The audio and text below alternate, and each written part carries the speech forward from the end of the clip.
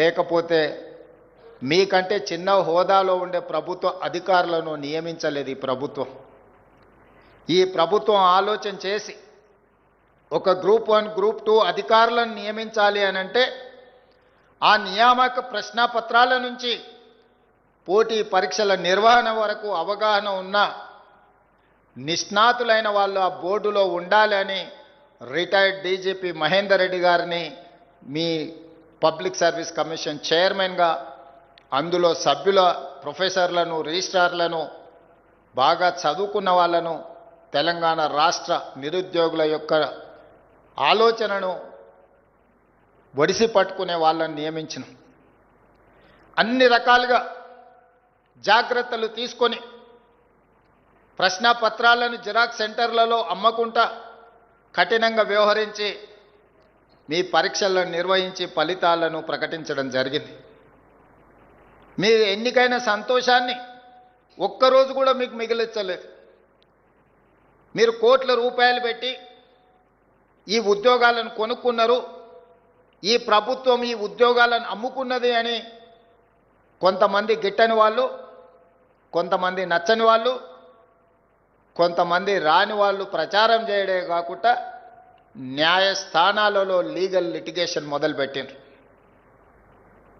ఒక పక్కన మీ తల్లిదండ్రులు చాలా సంవత్సరాల తర్వాత వాళ్ళ కన్న కలలు నిజమవుతున్నాయి, మా వాడు పీజీ పిహెచ్డీలు చేసి ఒక ఉజ్వల భవిష్యత్తులో అడుగు పెట్టబోతున్నాడని వాళ్ళ సంతోషం 24 గంటలు కూడా నిలబడకుండా చాలామంది కుట్రలు కుతంత్రాలు చేసిండ్రు. న్యాయస్థానంలో జరిగిన వాదనలు మీరు విన్నారు, రాజకీయ పార్టీలు చేసిన ఆరోపణలను మీరు చూసిండ్రు.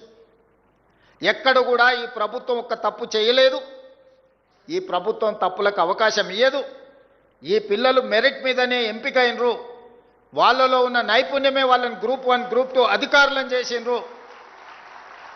ఎవరు ఏమనుకున్నా వాళ్ళ పక్షాన నేను నిలబడతాను, వాళ్ళ తరఫున న్యాయస్థానాలలో కొట్లాడతాను అని చెప్పి తెలంగాణ స్టేట్ హైకోర్టు నుంచి సుప్రీంకోర్టు వరకు మీ పక్షాన మీకంటే మీరెంత నిబద్ధతతో ఎంత కష్టపడి సాధించిండ్రో గుర్తించి ఈ ప్రభుత్వం మీ పక్షాన నిలబడ్డది.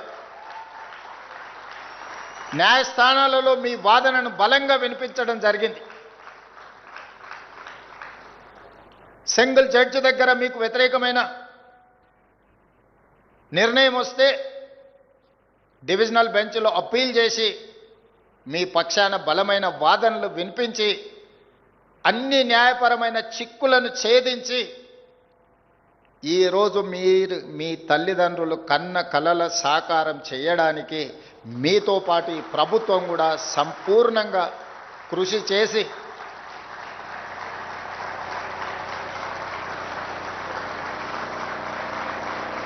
మీరు తెలివైన నైపుణ్యం కలిగిన క్రమశిక్షణ కలిగిన అధికారులు అవుతారనే సంపూర్ణమైన నమ్మకం విశ్వాసంతో ఈ ప్రభుత్వం మీ పక్షాన నిలబడ్డది.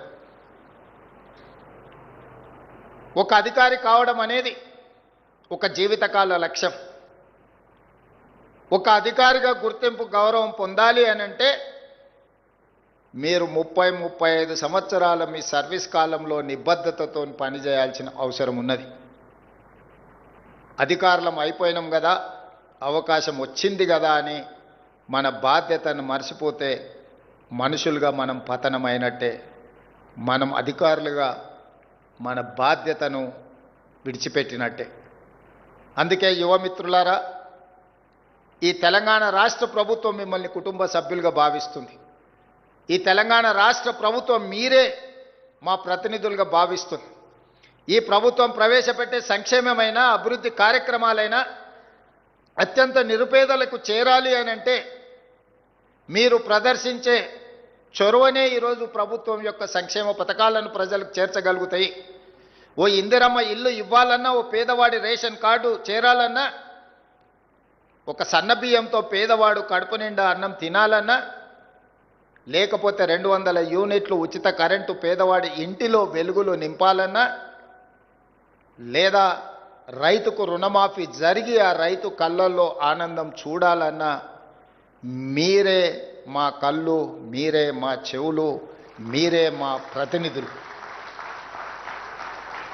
నేను ఇక్కడ పాలసీ చేస్తుండొచ్చు, ఇక్కడ నేను నిర్ణయాలు చేయొచ్చు. సచివాలయంలో నేను ఎంత గొప్ప నిర్ణయం చేసినా దాన్ని అమలు చేసే అధికారులుగా మీరు ప్రదర్శించే చిత్తశుద్ధే ఈ ప్రభుత్వానికి మంచి పేరైనా చెడు పేరైనా. అందుకే ఈ శిక్షణ, ఈ ఫౌండేషన్ కోర్స్ 43 రోజులు మీరు ఏదైతే శిక్షణను అందుకున్నారో, అనుభవజ్ఞులందరూ మీకు ఈరోజు పాఠాలు నేర్పినరు. ప్రొఫెసర్ పాండ్ రంగారెడ్డి గారి నుంచి మొదలు పెడితే గోపాలకృష్ణ నాయుడు గారి నుంచి చాలామంది అధికారులు, జాతీయ స్థాయిలో పనిచేసిన వాళ్ళు, ప్రైమ్ మినిస్టర్ దగ్గర కలిసి పనిచేసిన వాళ్ళు, స్టేట్ గవర్నమెంట్తో కలిసి పనిచేసిన ఉన్నతాధికారులే కాకుండా ప్రొఫెసర్ నాగేశ్వర్ లాంటి వాళ్ళు కూడా మీ దగ్గరకు వచ్చి వారి వారి అనుభవాలను చెప్పడమే కాకుండా మీరు భవిష్యత్తులో ఏ విధంగా వ్యవహరిస్తే మీ గౌరవంతో పాటు ప్రభుత్వం యొక్క ప్రతిష్ట ఏ విధంగా పెంచొచ్చో మీకు సంపూర్ణంగా వివరించినరు, మీరు అర్థం చేసుకున్నారని నేను భావిస్తున్నా. ఈరోజు మిమ్మల్ని కలవడం మెకానికల్గా నేను ఇక్కడికి రాలేదు. ఇదొక ఎమోషన్, ఇదొక అటాచ్మెంట్.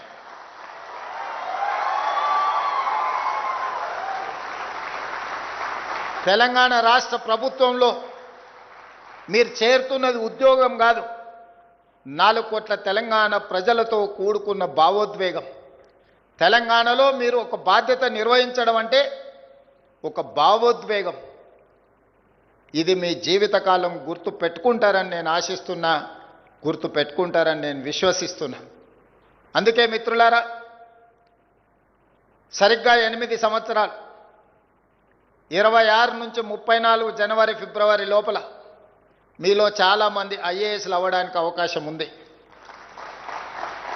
ఒక గ్రూప్ 1 అధికారి సర్వీస్లో చేరిన తర్వాత